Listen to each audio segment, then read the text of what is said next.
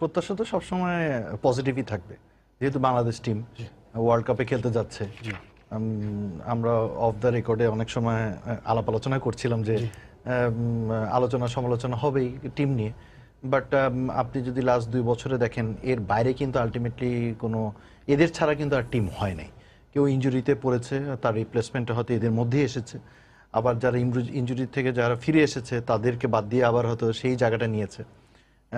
সেটা সাকিব বলেন, তামিম বলেন বা মুস্তাফিজ বলেন, মিঠুন বলেন, সবার ক্ষেত্রে তাই হয়েছে, কম বেশি আছে। হ্যাঁ, তবে এটা ঠিক যে আপনার সাম্প্রতিক যে পারফরমেন্স লাস্ট 1 বছরের ন্যাশনাল টিমের বাইরে থেকে বা ঘরোয়া ক্রিকেটে এখানে আরও অনেকেই হয়তো পারফর্ম করেছে, তাদের হয়তো বয়সের তুলনায় ফিউচারের কতটুকু বাংলাদেশ টিমকে সার্ভিস দিবে সেটা অনেক কিছু বিবেচনায় হয়তো এখানে আনা হয় নাই।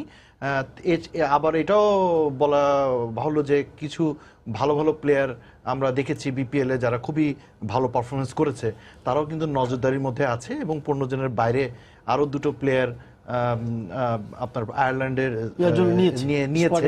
তারা যদি তাদের একটা সুযোগ ওখানে আছে, যেহেতু বোর্ড প্রদান করেছে যে 15 জনের হয়তো রিপ্লেসমেন্ট হতে পারে সাবজেক্ট টু দি পারফরমেন্স। তো আমার কাছে মনে হয়েছে যে আলোচনা সমালোচনা সবকিছুই থাকবে এটার পিছনে, কেউ ভালো বলবে কেউ খারাপ হবে, বাট বিং এ ক্রিকেটার আমার কাছে মনে হচ্ছে যে this is the best possible team so far. Mamun, best possible team এই ইয়াতে আমাদের এখনকার বর্তমান পরিস্থিতিতে, হ্যাঁ মানে বেস্ট পসিবল টিম মানে আমাদের যে অ্যাভেলেবিলিটি আছে তার মধ্যে আসলে 2-1টা জায়গা নিয়ে প্রশ্ন আছে, তাসকিন নিয়ে প্রশ্ন আছে, ইমরুল নিয়ে প্রশ্ন আছে, কিন্তু প্রশ্নগুলো খুব বড় না এই অর্থে যে যদি তাসকিনকে নেওয়া হতো তাইলেও এই প্রশ্নগুলো উঠতো, ইমরুলকে লিটন বা সৌম্যর জায়গায় যদি ইমরুলকে নেওয়া হতো তাইলেও এই কোয়েশ্চেনগুলো আসতো। ফলে এটা আমি মনে করি যে খুব কিছু না। আর এমনি ধরুন আমাদের দলটা এবার যেটা ছিল it was very easy to pick আসলে, কারণ 13 থেকে 14 জন, কিন্তু আমরা সবাই যদি বলি 13 জন কম, 13 জন অলমোস্ট সবাই জানা যাবে। সবচেয়ে সহজ কাজটা এবার দুইটা আছে, ফোর্থ পেসারটা কাকে নিব ওইটা নিয়ে একটা ডাউট ছিল, আর হচ্ছে একটা ব্যাটসম্যান যে মুসাদ্দেক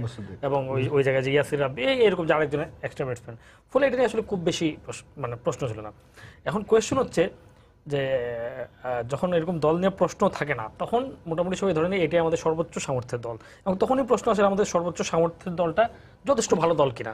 এখন দেখেন এখানে সবচেয়ে ইন্টারেস্টিং জায়গা হচ্ছে আমাদের 4 জনের হতে যাচ্ছে এটা 4র্থ বিশ্বকাপ, এটা কোনো দলের আর নাই, একমাত্র ধোনির হবে ইন্ডিয়ার, আর যদি ক্রিস গেল খেলে গেলের সম্ভবত হবে, এই আর কোনো দলের আপনার একাধিক হওয়ার সুযোগ নাই, এতগুলো প্রশ্নে ওঠে না। আচ্ছা, আবার দেখেন আমাদের হচ্ছে 7 জনের প্রথম বিশ্বকাপ, সেই একই দলের যে দলের 4 জন খেলতেছে 4র্থ বিশ্বকাপ, সেই দলের 7 জনের হচ্ছে প্রথম বিশ্বকাপ, সেই দলের একজনের টি20 অভিষেক হয় নাই, এবং আমি মনে করি ওয়ান ডে অভিষেক হয় নাই, এবং আমি মনে করি এইটা পুরো সিম্বলাইজ করে আমাদের overall cricket of last decade কিভাবে করে।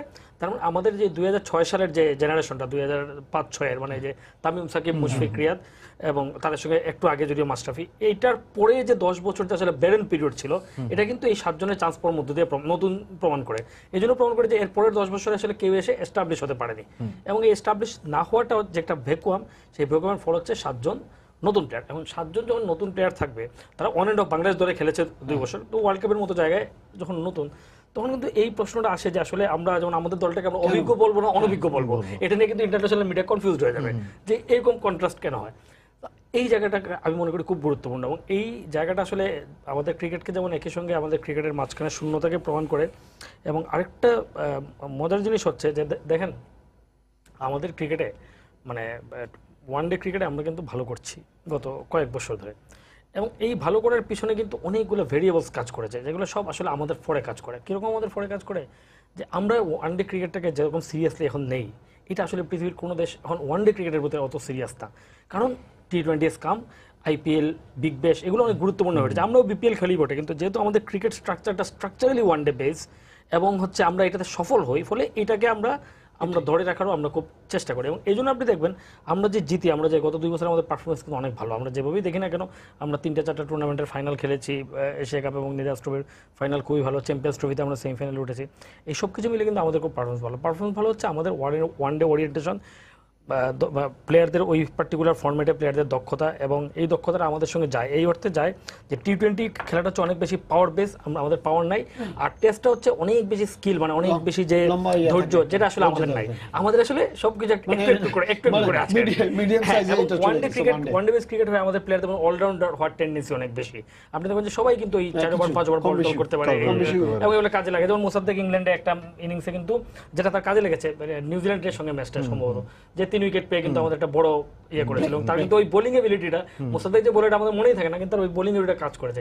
সৌম্যর ক্ষেত্রে কিন্তু তার ব্যাটিং বোলিং এবিলিটিটা কিন্তু একটা কাজ করেছে। মানে সবাই কিন্তু মোটামুটি পারে। লিটন বোলিং না করলে কিন্তু কিপিং পারে, মানে সবাই কিন্তু দেখবেন যে একটা মাল্টিপারপাস ব্যাপার আছে। তো ফলে ওয়ানডে ক্রিকেটে সবকিছু মিলিয়ে আমাদের এই পজিশনও ভালো, এবং আমাদের এই টিমটাও আমরা মনে করি যে তুলনামূলক অনেক ভালো হয়েছে। এই সব কিছু মিলিয়ে একটা ভালো কিছু হওয়ার কিন্তু যথেষ্ট সম্ভাবনা আছে। কিন্তু সম্ভাবনার প্রশ্নে আমি ছেড়ে দিচ্ছি চেষ্টা করার আগে, সম্ভাবনা থেকে ইয়া হচ্ছে যে এদের বেশিরভাগই ফর্ম নাই। আপনি যদি দেখেন গত 5 মাস 6 মাসের যদি পারফরমেন্স দেখেন, আমি আজকে দল হওয়ার পর বাংলাদেশ মিডিয়াতে নানা রকম কথা হচ্ছে, আমি ইন্টারন্যাশনাল মিডিয়া দেখছিলাম আর কি। তো সেখানে তারা বেশ কিছু ইন্টারেস্টিং মানে তথ্য দিয়েছে। এই তথ্যগুলো একটা হচ্ছে আমাদের যাদেরকে কারো দেখা যাচ্ছে লাস্ট 3টা ওয়ানডে ইনিংস হচ্ছে 3 রান, কারো দেখা যাচ্ছে লাস্ট 1 বছরের ওয়ানডে স্ট্রাইক রেট হচ্ছে 50। হ্যাঁ, মানে খুব ইন্টারেস্টিং। কিন্তু আমরা আবার বলছি বেস্ট পসিবল টিম, তার মানে পুরো জিনিসটা কিন্তু একটা প্যারাডক্সের মধ্যে আছে, এবং দল কেমন করে জানি না, কিন্তু আমি মনে করি যে এই টিমটা আমাদের ক্রিকেটের যে গ্যাপ, শূন্যতা, আমাদের খেলোয়াড় ঘাটতি, আমাদের কারো এস্টাবলিশ হতে না পারা ইত্যাদি আসলে প্রমাণ করে। হ্যাঁ, ইস্তাক ভাই বলেন, ওই যে স্ট্যাটিস্টিক্স যেগুলো বলছে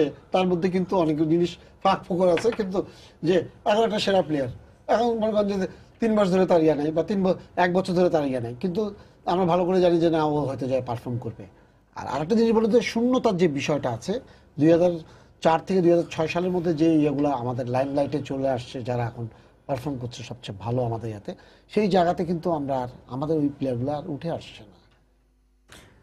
না দেখেন, আমাদের এখন যে দলটা, আমার মনে হয় it's a good mix of youth and experience.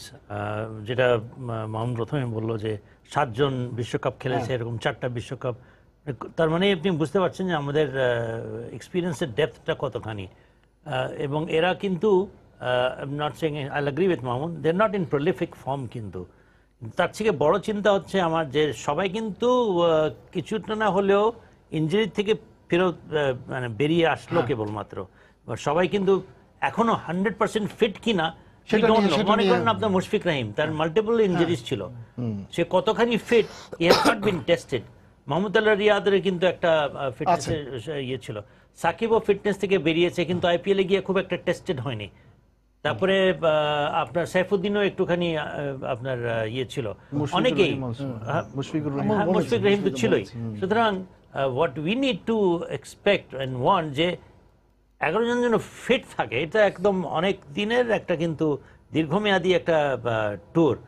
Fit থাকার হলো সবচেয়ে বড়। তাহলে আমি বলবো ইস্তাক ভাই দোয়ার উপরে ভরসা করতে হবে, সেটা তো করতেই হবে। এবং দেখেন ওদের রিসেন্ট যদি আপনি পারফরমেন্স দেখেন, ইন্ডিভিজুয়ালি অথবা অনেকে ভালো খেলেছে, দেশের মাটিতে কালেকটিভলিও ভালো খেলেছে। নিউজিল্যান্ডে গিয়ে আমরা, বিদেশের মাটিতে গিয়ে আমরা কিন্তু যখন বাইল্যাটারাল সিরিজ হয় তখন সুবিধা করতে পারিনি। বাট আপনি যদি ওয়ার্ল্ড কাপের দিকে তাকান, ওয়ার্ল্ড ইলেভেন্সের দিকে গিয়ে তাকান, সেখানে কিন্তু বাংলাদেশ ভালো খেলেছে individually as well as collectively. আমরা দুই বেলায় যদি আমরা সেই 2015 এবং 2017-এর যে চ্যাম্পিয়ন্স ট্রফি যদি দেখেন, আমাদের একটা টার্গেট ছিল, সেই টার্গেটে আমরা কিন্তু অ্যাচিভ করেছি। এবং সেটাও আপনাকে দুর্ভাগ্য বলতে হবে, ওই চ্যাম্পিয়ন্স ট্রফিতে আমাদের দুর্ভাগ্য বলতে হবে যে জিনিসটা ইন্ডিয়াতে হয়েছে না। আবার আরেকটা জিনিস যেটা না বললেই নয়, এখানে মাশরাফি মুর্তজার একটা বিশাল ভূমিকা ছিল। সুতরাং with him as the captain, আমি মনে করি যতই যেসব আমি প্রতিকূলতার কথা বললাম, আমার মনে হয় যে ওটা ওভারকাম সে করিয়ে ফেলতে পারবে। এবং যদি এই সিনিয়র প্লেয়াররা যদি তাদের মতো করে যদি তারা খেলতে পারে, এবং বাকি যারা যে সেকেন্ড টিয়ার প্লেয়ার যারা আছে, যাদেরকে নিয়ে বেশ অনেক কথাবার্তা হচ্ছে, যেমন সৌম্য সরকার, লিটন দাস, সাব্বির রহমান, এদের মধ্যে যে প্রতিভা আছে এ ব্যাপারে কোনো সন্দেহ নেই।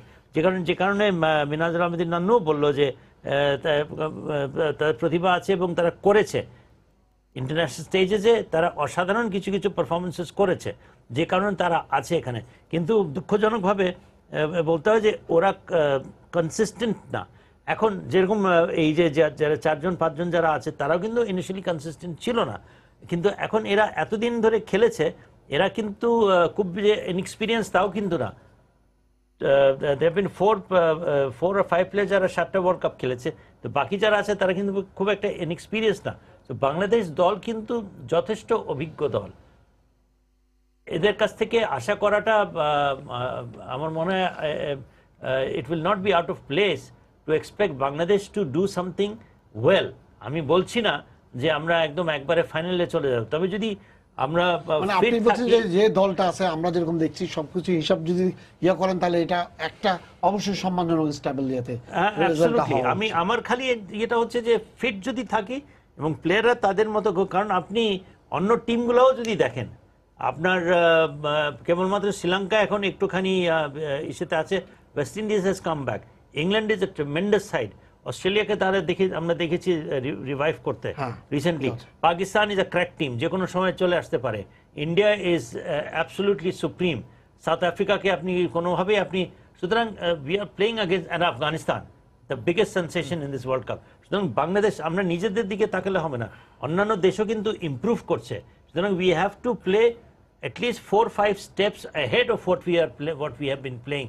এই ওয়ার্ল্ড কাপে যা আমরা খেলছি তার থেকে 5-6 ধাপ আমাদের পারফরমেন্স আমাদেরকে আগিয়ে রাখতে হবে, এবং সেটা করতে গেলে আমাদের 11 জন প্লেয়ার প্রতিটা ম্যাচে 100% ফিট প্লেয়ার থাকতে হবে। একটা ফোন আছে, দেখি কতটুকু উনি কি বলছেন। হ্যাঁ দর্শক, আপনার পরিচয় দেন, দিয়ে প্রশ্ন করেন। দিনেশ ভাই, আমি মোহাম্মদপুর থেকে বলতেছি, আমার নাম রানা। জি, আমার ইস্টেক ভাইয়ের কাছে একটা প্রশ্ন থাকবে। জি, প্রশ্নটা হচ্ছে জায়েদকে নেওয়াটা কতটুকু যুক্তিসঙ্গত হয়েছে, এটা একটা কথা। তো তার মানে হচ্ছে যে সে তো কোনো ইন্টারন্যাশনাল কোনো গেমসই খেলে না, এটাকে বলছে জাদুর খেলা। আমি বুঝি না এটা কিভাবে নিয়ে তার কোনো পারফরমেন্সের দেখতেছি না। ইন্টারন্যাশনাল বিপিএল এ খেলে সে যতটুকু করছে, জানি না কতটুকু করছে, প্রিমিয়ার লিগে খেলে সে পট করে এসে বিশ্বকাপে চলে আসলো, এটা কতটুকু যুক্তিসঙ্গত জি। হয়েছে? আপনাকে ধন্যবাদ রাহুল ভাই, আপনাকে দিয়ে করি। উনি বললেন যে কথাগুলো আসছে এইভাবে যে তাকে এখানে হিসাবে ঢুকাই দেওয়া হয়েছে, তাসকিন কেন, হোয়াই তাসকিন নাই, মানে কথাগুলো আসে। তাসকিন কেন নাই সেটা তো একদম ওপেনলি জানা যাচ্ছে, বিকজ ওর একটা সুযোগ ছিল এখানে। আপনার লাস্ট যে ট্যুরটা হলো নিউজিল্যান্ডে, তার আগে কিন্তু সে ইনজুরিতে পড়ে যায় এবং সেখানে 2 মাসের একটা গ্যাপ পড়ে যায়। আর ক্রিকেটে 2 মাসের মানে 15-20 দিনের একটা গ্যাপ মানে কিন্তু অনেক গ্যাপ। তারপরেও কিন্তু ইনজুরিটা ছিল অনেক মেসিভ ইনজুরি। সেখান থেকে হয়ে যাওয়া, ব্যাক করে আবার প্রিমিয়ার ডিভিশনের যে ম্যাচেসগুলি আছে সেগুলি কিন্তু রেগুলারাইজ ছিল না। আমি তো ওখানে যে সরাসরি সম্পৃক্ত থাকি ম্যাচ রেফারিতে, সেখানে কিন্তু আমি তাকে দেখিনি। তো আমি একটু আগেই বলেছি যে তাসকিন টিমের মধ্যে থাকলে খুবই ভালো হতো, একটা এক্সপিরিয়েন্স থাকতো, ফাস্ট বলার, নতুনভাবে সে ফিরে এসেছে, সে প্রমাণও করেছে, হলে ভালো হতো।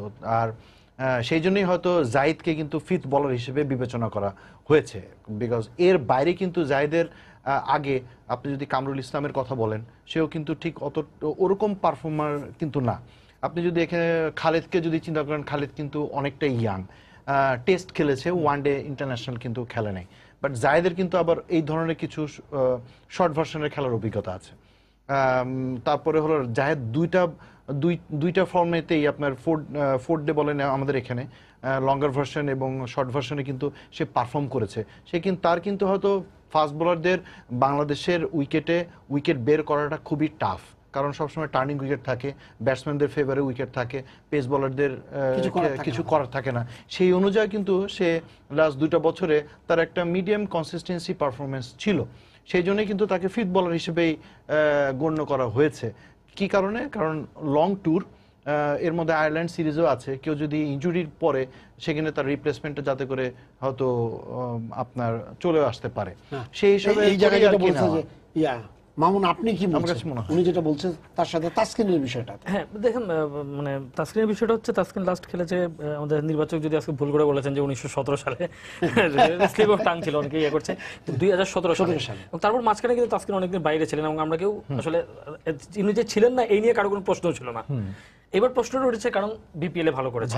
এখন আমাদের যেটা হয় কি, আমরাও খুবই খুব কুইক ডিসিশনে পৌঁছে যায় সবকিছুর ক্ষেত্রে, যে বিপিএল এ 2 বছর বাইরে ছিল, বিপিএল এ ভালো করেছে, বিপিএল এ T20 ফরম্যাট, হ্যাঁ এবং তারপরে দেখেন তারপরে হয়তো বিপিএল এর ভিত্তিতে তাকে সুযোগ দেওয়া ছিল নিউজিল্যান্ডে, এবং সে ওখানে ভালো করলে হ্যাঁ, definitely. কিন্তু তার ব্যাড লাকটা হলো যে ওইখানে সে আসলে নিজেকে মানে সে সম্ভাবনা তৈরি করেছিল কিন্তু নিজেকে প্রমাণ করার আগে দুর্ভাগ্য তাকে নিয়ে গেছে। এখন তাসকিনের রাহির ক্ষেত্রে যে ব্যাখ্যাটা দেওয়া হয়েছে, ডেফিনেটলি ওয়ানডে খেলেন এরকম একজনকে নেওয়া অনেক প্রশ্ন আছে, কিন্তু শর্টার ভার্সনে সে একটা দুটো বিপিএল এ কিন্তু অনেক ভালো করেছে, শর্টার ভার্সনে করেছে। এবং যেটা বলা হচ্ছে যে ইংল্যান্ডের কন্ডিশনে সুইংটা মানে হতে পারে।